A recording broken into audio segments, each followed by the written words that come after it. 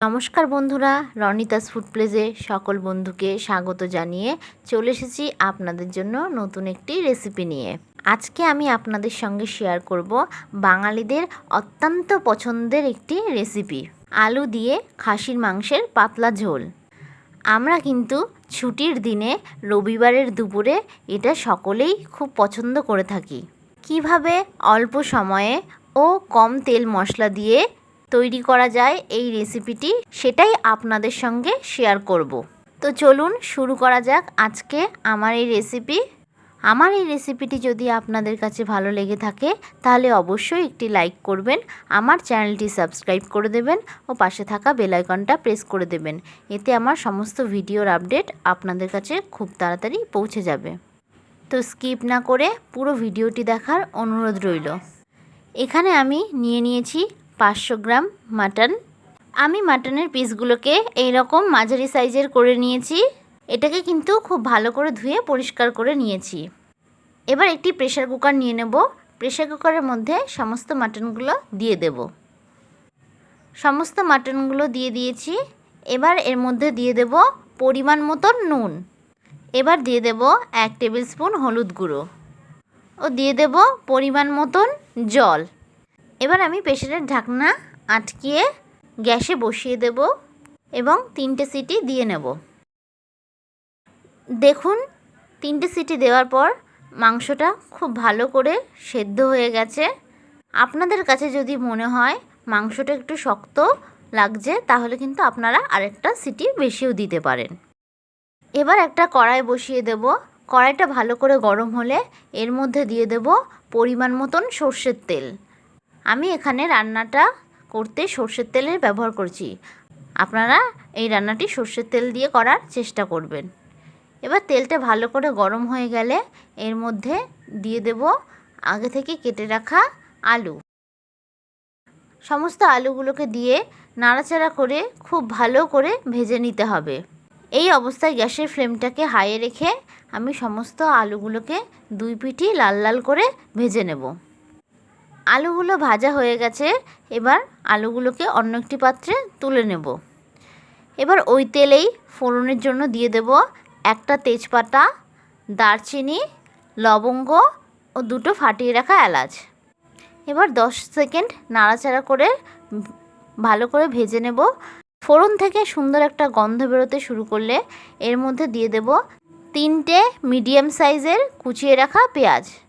পেঁয়াজটাকে মিনিট 2 ধরে ভালো করে নাড়াচাড়া করে ভেজে নেব। দেখুন আমি এই রকমভাবে লাল লাল করে পেঁয়াজটাকে ভেজে নিয়েছি, তবে খুব বেশি কিন্তু লাল করার প্রয়োজন নেই। এই অবস্থায় আমি এর মধ্যে দিয়ে দেব একটা টুকরো করে রাখা টমেটো ও দিয়ে দেব সামান্য পরিমাণে নুন। আমি কিন্তু এখানে নুনটা দিয়েছি যাতে টমেটোটা খুব তাড়াতাড়ি সেদ্ধ হয়ে যায়। এবার টমেটো ও পেঁয়াজটাকে আবারও বেশ খানিকক্ষণ সময় ধরে ভালো করে ভেজে নেব। এর মধ্যে দিয়ে দেব 1 টেবিল স্পুন আদা রসুন বাটা ও 1 টেবিল স্পুন কাঁচা লঙ্কা বাটা। এবার ভালো করে মশলাটাকে ভেজে নেব। মশলাটাকে আমি মিনিট 2 ধরে ভালো করে ভেজে নেব। এই অবস্থায় গ্যাসের ফ্লেমটাকে কিন্তু আমি হাই টু মিডিয়ামে রেখেছি। মশলাটা একটু ভাজা ভাজা হয়ে আসলে আমি এর মধ্যে কিছু গুঁড়ো মশলা অ্যাড করব। এর মধ্যে দিয়ে দেব 1 টেবিল স্পুন জিরার গুঁড়ো, 1 টেবিল স্পুন ধনের গুঁড়ো ও 1 টেবিল স্পুন কাশ্মীরি লাল লঙ্কার গুঁড়ো ও দিয়ে দেব সামান্য পরিমাণে জল যাতে মশলাটা পুড়ে না যায়। এবার আবারও একটু সময় ধরে ভালো করে মশলাগুলোকে কষিয়ে নেব। দেখুন মশলাগুলো কিন্তু সম্পূর্ণ ভাজা হয়ে গেছে ও মশলা থেকে তেল বেরোতেও শুরু করে দিয়েছে। এই পর্যায়ে আমি দিয়ে দেব আগে থেকে সেদ্ধ করে রাখা মাটনগুলো। সমস্ত মাটনের পিসগুলো দিয়ে ভালো করে নাড়াচাড়া করে কষিয়ে নেব।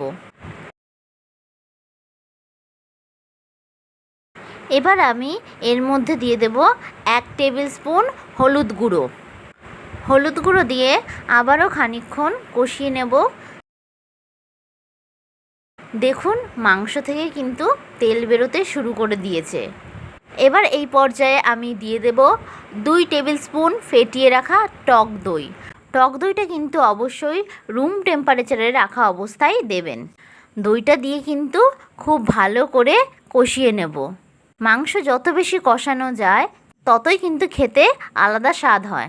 দেখুন মাংস কিন্তু অনেকটাই কষে এসেছে। এবার আমি এর মধ্যে দিয়ে দেব মাংসের চর্বিগুলো। চর্বিগুলো কিন্তু আগে দেবেন না, আগে চর্বিগুলো দিলে কিন্তু গলে যাওয়ার সম্ভাবনা থাকবে, তাই মাংস একটু কষে আসলেই তারপরে চর্বিগুলো দিয়ে দেবেন। এবার চর্বিগুলো দিয়ে মাংসটাকে খুব ভালো করে কষিয়ে নেব। মিনিট 5 ধরে গ্যাসের ফ্লেমটাকে লোয়ে রেখে আমি মাংসর সাথে চর্বিগুলোকে খুব ভালো করে কষিয়ে নেব। নিচ থেকে একটু লেগে আসলে মাটনের যে সেদ্ধ করা যেই জলটা ছিল সেই জলটা দিয়ে আমি সামান্য নাড়াচাড়া করে কষিয়ে নেব। আমি কিন্তু মাটন সেদ্ধ করার জলটা অল্প পরিমাণে দিয়ে ভালো করে কষিয়ে নিয়েছি। এই পর্যায়ে কিন্তু একটু কষিয়েই রান্নাটা করে নিতে হবে। আমি কিন্তু এখানে আর নুনের ব্যবহার করিনি, যেহেতু মাংস সেদ্ধ করার সময় নুন দিয়েছিলাম। আপনাদের যদি প্রয়োজন হয় আপনারা সেক্ষেত্রে টেস্ট করে নুনটা দিতে পারেন। এবার আমি এর মধ্যে আগে থেকে ভেজে রাখা আলুগুলো দিয়ে ভালো করে কষিয়ে নেব। আলুগুলো খুব ভালো করে কষিয়ে নিয়েছি। এবার আমি এর মধ্যে দিয়ে দেব মাটনের স্টকটা। আপনারা যে যতটা গ্রেভি খেতে পছন্দ করবেন সেই অনুযায়ী কিন্তু এখানে জলের ব্যবহারটা করবেন। আমি কিন্তু এখানে আর কাঁচা জল দিইনি, মাটন সেদ্ধ করার জলটাই দিয়ে দিয়েছি। এবার একটু ফুটিয়ে নিয়ে ঢাকনা চাপা দিয়ে দেব 5 মিনিটের জন্য। 5 মিনিট পর ঢাকনা সরিয়ে নিলাম। দেখুন আলুগুলো সম্পূর্ণভাবে সেদ্ধ হয়ে গেছে এবং আমাদের মাটনটাও কিন্তু পুরোপুরি তৈরি হয়ে গেছে। দেখুন খুব সুন্দরভাবে তৈরি হয়ে গেছে আমাদের মাটনের এই রেসিপিটি। এটি তৈরি করতেও কিন্তু খুব কম সময় লাগে। রবিবারের দুপুরে এই রেসিপিটি থাকলে আর কিন্তু কোনো কিছুর প্রয়োজনই হয় না। আপনারা কিন্তু খুব কম সময়ে ও অল্প তেল মশলা দিয়েই এই রেসিপিটি তৈরি করে ফেলতে পারবেন। আপনারা অবশ্যই এই রেসিপিটি একবার হলেও বাড়িতে ট্রাই করবেন। আমার এই রেসিপিটি যদি আপনাদের কাছে ভালো লেগে থাকে তাহলে অবশ্যই একটি লাইক করবেন, আমার চ্যানেলটি সাবস্ক্রাইব করে দেবেন ও পাশে থাকা বেল আইকনটা প্রেস করে দেবেন। এতে আমার সমস্ত ভিডিওর আপডেট আপনাদের কাছে খুব সহজে পৌঁছে যাবে। আশা করি আপনারা সকলে ভালো থাকবেন, সুস্থ থাকবেন। ধন্যবাদ।